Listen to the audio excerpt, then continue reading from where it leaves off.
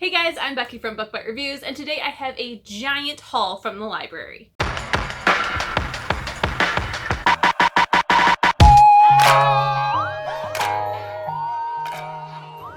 You guys, I am so excited about today's video because it is the first time that I have ever done a haul because I don't really buy books. As you can see, I have plenty of them, so I hardly ever go and purchase books anymore unless it is a book that I have already read and loved and want to add it to my shelves. But for the most part, I just borrow from my library now. I'm a very big supporter of libraries. I'm a library worker, and I just religiously use my library all the time. I recently realized that I could totally do a haul video, but use library books instead of books that I have purchased as a really cool way to not only finally do a haul video, as I love watching other people's haul videos, but also as a way to spotlight libraries and remind you to totally go and get your library card and use your library. Now, one of the reasons that I haven't done this sooner is that I have been doing traditional TBR videos, and in those videos, most of the books on them are from the library, as I don't purchase books, as I have said, very often. So I felt like it was a little redundant to be showing you a library book haul when it's the same books from my TBR. I have recently been getting a couple more books than what is on my TBR from the library. This month I decided to do something really fun, which I feel like has been a little bit stressful, but not really at the same time. I'm unsure of how I'm liking it, but I think I'm gonna stick with it for the rest of the year. And that is that this month, I did not do a regular TBR video like I have been. I only had 3 books on my TBR, and those were books that I had to read this month. But other than that, I've decided to just mood read through the month. So I have this giant library haul that I got for this month to see, you know, whatever piqued my interest I could pick up. So it's the perfect time to finally do a library haul, and I think that if I stick with this plan of like slightly structured but mood reading TBRs, I can actually do library hauls for you guys as well. So I'm very excited, and I cannot wait to show you what I have picked up. So in this haul is a mix of juvenile graphic novels, young adult graphic novels, young adult fiction books, and adult fiction books. So let's just go ahead and get started. I'm going to go from youngest to oldest and start with graphic novels and then move on to fiction. So the very first one that I picked up, which was totally on a whim, I have not heard anything about this, but it looked so freaking cute, and that is The Big Bad Fox by Benjamin Renner. Now, this graphic novel is about a fox who is not taken seriously as a predator. Every time he tries to pick a fight with one of the hens, he is the one who ends up on the losing end. So he is on this mission to become a predator, or else he will be forced to eat turnips for the rest of his life. So he comes up with a scheme to steal some eggs and hatch them and raise them into juicy, plump chicken dinners, but the plan backfires when the chicks end up calling him mommy. This sounds like it's going to be super cute, super funny, and I cannot wait to start it. I was just browsing the shelves and saw it, and it just looked so freaking cute, so I had to pick it up. Next, I went on a hunt for more Katie O'Neill books, who is the author of The Tea Dragon Society, which I absolutely loved. So I did find 2 of hers to fulfill me until the next Tea Dragon Society book comes out, and the first one is Princess Ever After. In this book, we have a princess who saves another princess from her tower prison, and they work together to figure out what exactly a happy ever after is, and that it could be spent together instead of with a prince. It sounds like it's going to be super feminist, super inclusive, and I just cannot wait to start it. I really love the Tea Dragon Society, and it does have this super duper cute little dragon on it, so I'm very excited to start this one. And the other Katie O'Neill book that I picked up is Aquicorn Cove. This one sounds like it is just exactly what I'm looking for after the Tea Dragon Society, and it is about a girl who goes back to her hometown and finds an aquicorn that has been injured due to a storm, and she decides to rescue it and nurse it back to health, but now a bigger storm is headed, and it is up to her to stand up and do what is right. This sounds like it's going to have all the vibes of the Tea Dragon Society, where we are saving animals and making sure that their needs are met first. It sounds magical, as I'm pretty sure that these creatures do have magical powers. It just sounds so cute, and you guys, look at the end pages on this. It has this super cute aquicorn seahorse I cannot wait to start this one. Next up, I picked up Pilu of the Woods by Nguyen. I hope that is how you say that. I'm pretty sure, but if not, I apologize. This book is about a girl who has been pushing down her emotions and not dealing with them. One day she gets very upset and she decides to run away from home into the woods. And there she finds Pilu, who is a tree spirit. Pilu is lost and needs help finding her way back home. So Willow, our main character, decides to help her back to her home because she knows where the place is that she is from. Now, it turns out that the journey ends up a lot longer and more treacherous than they both anticipated, and Pilu isn't that ready to go home, which upsets Willow, and apparently her emotions end up taking on a physical form of something that they have to overcome. So this sounds like it's going to be a very mental health, emotional health type of book. I am really excited. The artwork is very, very pretty. I cannot wait.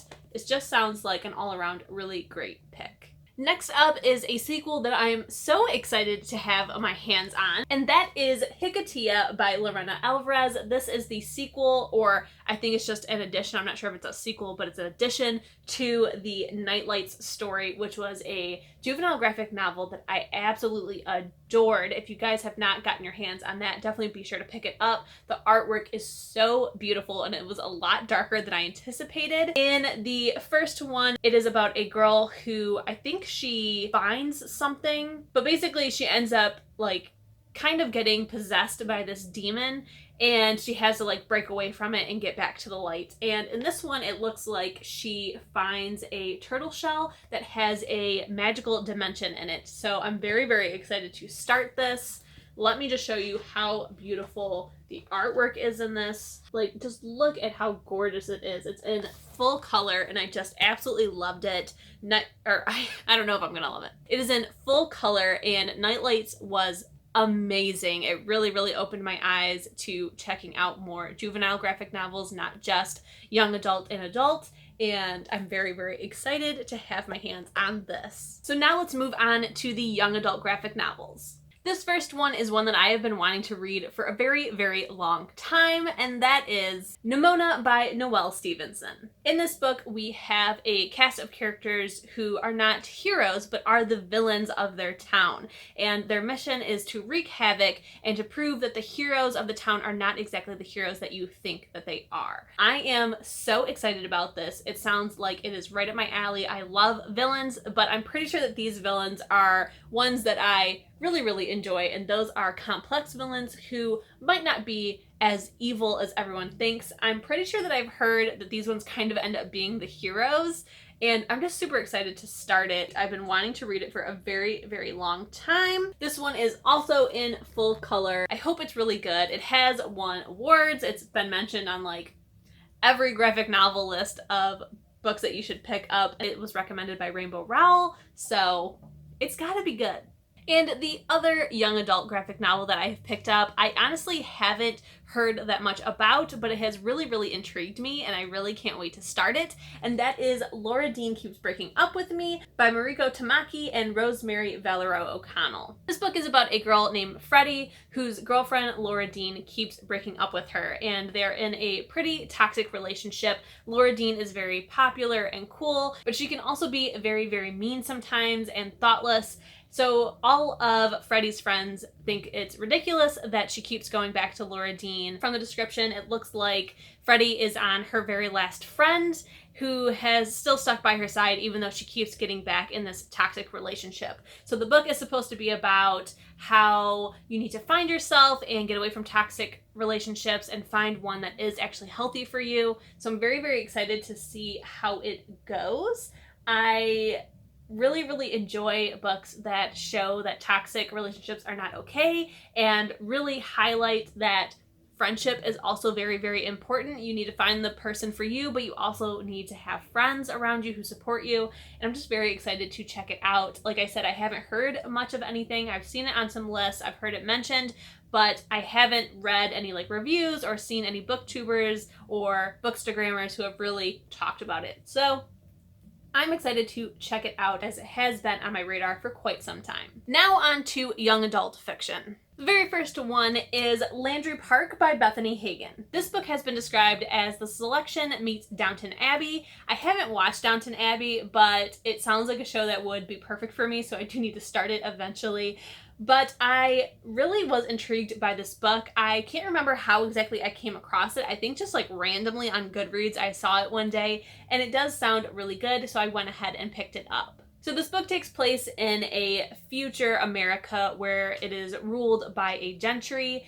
In it, our main character really wants to go to college, but unfortunately that is not allowed by both the country and her father. Instead, she is supposed to be the good little woman that she is, marry and take care of her lands. She does decide to go ahead and try and do what her family expects of her, but she then starts to see what her role has on people who are less fortunate.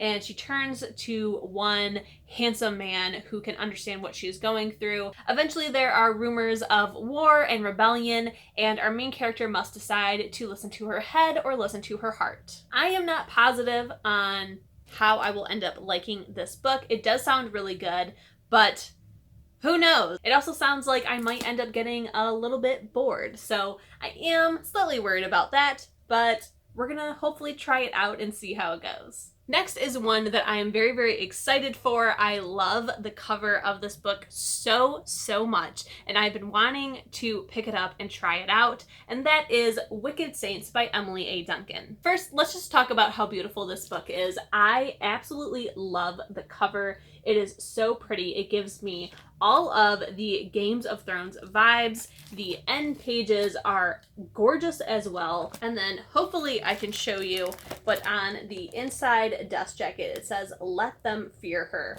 which is just